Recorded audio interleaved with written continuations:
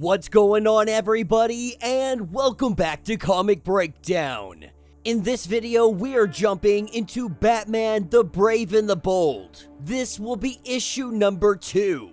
Now, in issue number 1, what we had seen is the first encounter of the Joker. Gotham City having its new villain. The Joker is taking out the rich. He is taking out the powerful. And while Jim Gordon and the Gotham PD are doing everything they can to try and bring this criminal down, they don't know how he operates. They don't understand how he's getting away with these murders right under their nose. As the list of victims begins to pile up, we have the Dark Knight who is going in to investigate. But can he stop the Joker in time before his next victim? We also have the side story with Director Bones, now operating StormWatch, having the likes of Ravager, Peacekeeper number 1, and Phantom 1, the one sidekick to Ghostmaker. So make sure you guys have liked this video, make sure you've subscribed to the channel, and with that being said,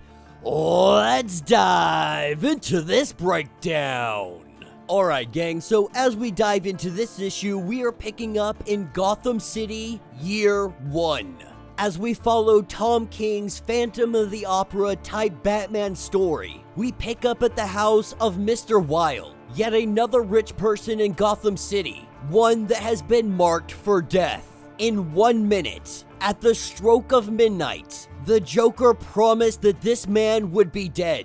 But he is surrounded by Gotham PD, to include Jim Gordon. The police have every single entrance covered. The entire grounds have been searched. There is no sign of the Joker. They believe that there is no possible way that he could come and murder this man.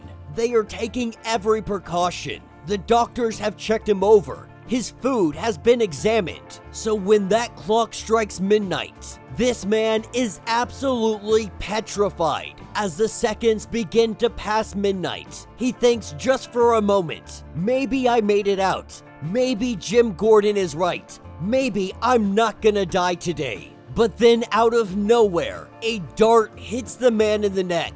As Jim Gordon and the rest of the police, they start scurrying looking for anybody that might have done this. Completely confused, not understanding what's going on, that's when the gas begins to seep in. You see, there was a knight in shining armor, a knight's armor on display, and every single cop overlooked it. They didn't look inside. If they had, they would have found the Joker. As the Joker gas is pouring out into the room, all of the police now incapacitated, unable to move, unable to do anything but breathe. And as we see that knight come alive, he makes his way through the room. From one cop to the next, he hacks, he slashes, he stabs, and all Jim Gordon can do is watch. It almost appeared as if this man was just having fun, tearing apart all the officers. Eventually, he takes the armor off, and when he got to Jim Gordon, he stared at him. He told him that he likes his mustache and started laughing. But he didn't kill Jim Gordon. No, he moved on to the next man. He popped out their eyes and he showed them to Gordon. At this point, Jim Gordon is recognizing that they are way out of their league. That this is something that they can't take on. Something that the law simply cannot handle. And so he turns to Batman. He knows that this man is broken. He has 8 officers' funerals that he now has to do. All of them closed caskets. He cannot predict the sadistic impulses of the Joker. The only thing he could think of is to try something else. To find somebody else who is also just as broken. And so he turns to the Bat. And so Batman begins to plan. As we pick up at the Batcave, Batman is currently on the phone with Mr. Nelson. Now, Batman had just recently met this guy, but he's one of those tough guys, one that feels like he needs to prove something to the world. The news has obviously gone around about the Joker, as Bruce goes on to explain that he wants to put out the word. Bruce Wayne is not scared of the Joker. He hopes that this will bring the Joker to him, so we can take down the Joker and everyone in this city will see him as the alpha dog. With Batman hanging up the phone, Bruce Wayne has no want to actually do this. In fact, he's not telling anybody else about this conversation. What Batman wants to happen is for Nelson to do this. Nelson is one of those types that needs to prove himself to the world.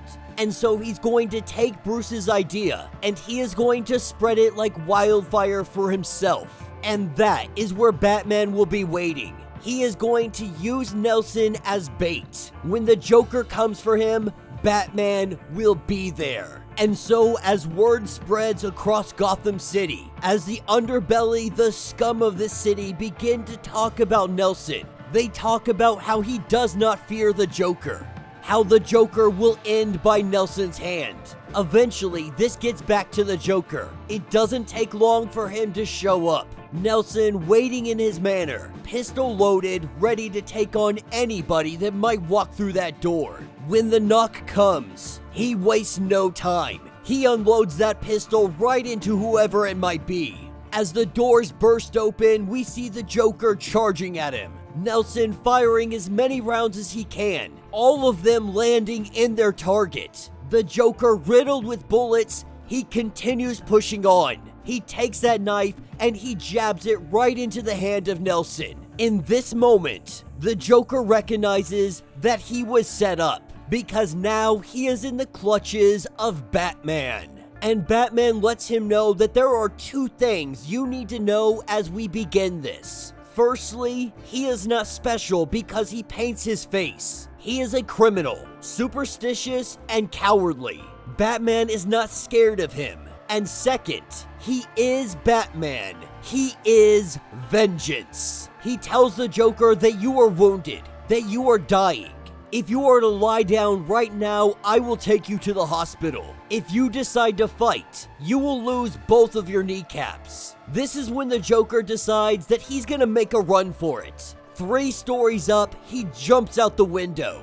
Batman, in disbelief that he would do this, he assumed that the Joker would have some kind of damage from this fall.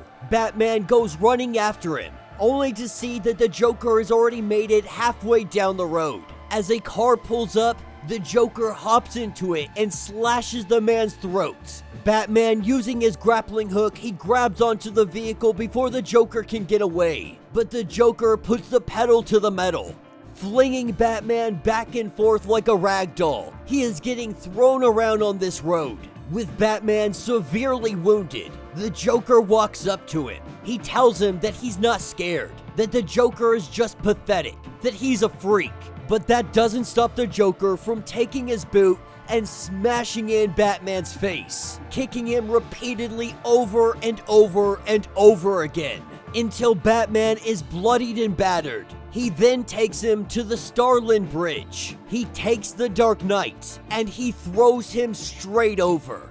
Tonight, the Joker won. And that will be the end of this issue. So let me know what you guys think down in the comments. Now, like I had said, there are a couple of backup stories. We're not going to be covering them in this video. We might come back and cover them later on, but they're relatively uneventful. They're not my favorite stories to cover. While it is cool to see Phantom 1 working with StormWatch, working with Director Bones, the stories aren't nearly as good as what Tom King is bringing us when it comes to his Batman the Winning Card. But if you do want to read those stories, I highly recommend that you go and pick up this comic. The Tom King story along with Batman and Joker, I think it is really worth it. Now, we've seen Year 1 done 1,001 times, but I think that this is very beautifully told. It's the kind of story that puts you at the edge of your seat, waiting to see what the Joker is going to do, waiting to see how Batman reacts to it. And in this situation, Batman messed up. He was overconfident. He believed that he could take down the Joker without a problem. He thought that he had the advantage. But tonight, the Joker has shown him exactly where he messed up, and he made Batman pay for it dearly. I, for one, am so excited to see where Tom King is gonna bring this story. It has so much promise, it has so much potential, and issue number 2, it is definitely giving. So far, this story has been off to a great start, and I cannot wait to see what Tom King does next. But let me know your thoughts, let me know your theories, if you would like to get completely caught up on everything that is going on with Batman the Brave and the Bold. Be sure to check out the link in my description as well as the top of this video.